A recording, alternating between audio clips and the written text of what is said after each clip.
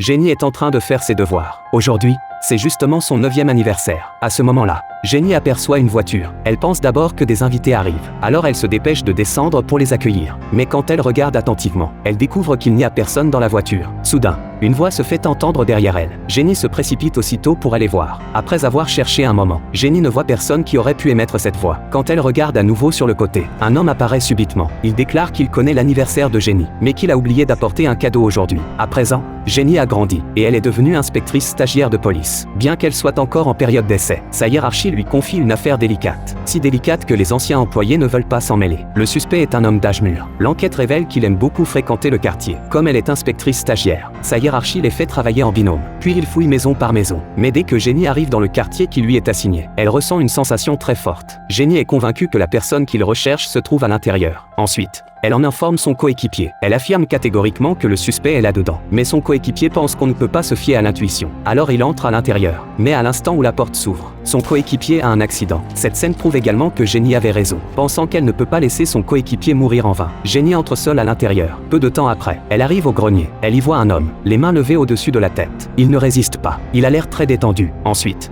Jenny retourne au commissariat. Grâce à la précision de son intuition, sa hiérarchie lui fait passer un test de médiumnité. Au fur et à mesure que plusieurs images spéciales s'affichent, Jenny commence à donner les réponses. Il s'avère que Jenny en a deviné 8. Une personne normale n'en devinerait aucune. Cela prouve également que Jenny a effectivement des capacités médiumniques. Voyant Jenny si douée, sa hiérarchie lui confie une affaire, non résolue depuis 30 ans. Il y a 2 mois, toute la famille de cette maison a eu des problèmes. 3 d'entre eux ont été tués par le père. Mais ces 4 personnes étaient toutes des victimes. Quand la police les a découverts, il y avait une lettre posée à côté d'eux. Le contenu de la lettre était composé de symboles cryptés. L'écriture n'était pas celle des 4 membres de la famille. Ce genre d'événement s'est déjà produit 10 fois. Il y a également 10 lettres. Du premier cas au dernier cas. Cela fait exactement 30 ans. Toutes les lettres ont un point commun. Le meurtrier laisse toujours 2 mots, longue jambe. Et les 10 lettres ont la même écriture. Ce qui prouve que c'est la même personne qui les a écrites. L'enquête révèle qu'une personne ou une force quelconque pousse le père à commettre le meurtre. Mais qui est cette personne exactement? Jusqu'à présent, il n'y a pas de réponse. Ensuite, la hiérarchie emmène Jenny dans le bureau. En regardant toutes les photos sur le mur, Jenny pense que ces 10 familles doivent avoir d'autres points communs. Sa hiérarchie voulait initialement utiliser cette affaire pour tester les capacités médiumniques de Jenny. Mais maintenant,